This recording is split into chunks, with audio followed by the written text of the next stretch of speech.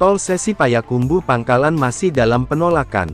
Pemerintah Provinsi Sumatera Barat Sumbar sedang mempercepat progres pembangunan jalan tol Padang Pekanbaru Sesi Payakumbuh Pangkalan, meskipun proyek ini masih dibahas intensif setelah permintaan pengalihan trase yang diajukan oleh masyarakat 5 nagari. Japan International Cooperation Agency (JICA), yang merupakan lembaga donor internasional yang memberikan pinjaman luar negeri kepada pemerintah Indonesia, telah mempertimbangkan opsi pengalihan trase jalan tol ke lokasi lain yang tidak berdampak pada aspek sosial, ekonomi, dan budaya masyarakat setempat. Kepala Dinas Bina Marga Cipta Karya dan Tata Ruang (BMC KTR) Provinsi Sumbar, Era Sukma Munaf, mengungkapkan bahwa keputusan JICA ini mengakibatkan pembangunan tahap pertama jalan tol Payakumbuh Pangkalan ditangguhkan sementara.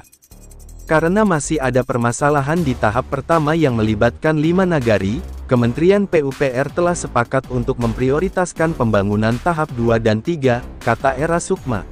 Dilansir dari padek.com. Masyarakat di 5 nagari yang terdampak proyek jalan tol masih menolak agar daerah mereka dilintasi oleh jalan tol. Mereka khawatir bahwa pembangunan jalan tol akan menggusur pemukiman, ladang, sawah, kebun, serta situs adat dan budaya penting lainnya.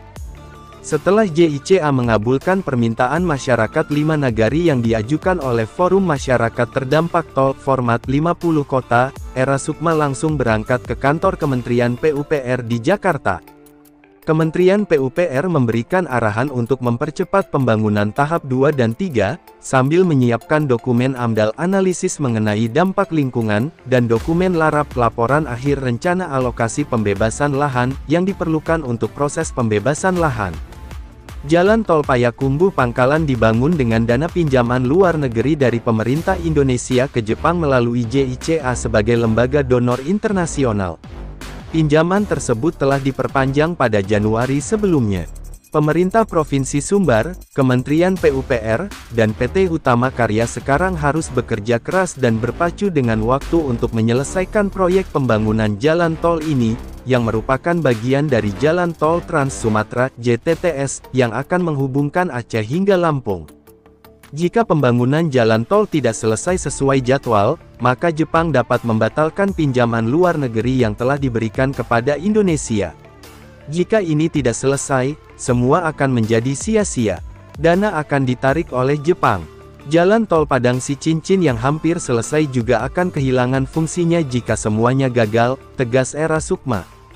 Target Padang Sicincin. Di sisi lain, pengerjaan tol Padang Pekanbaru Sesi Padang Sicincin saat terus dikebut.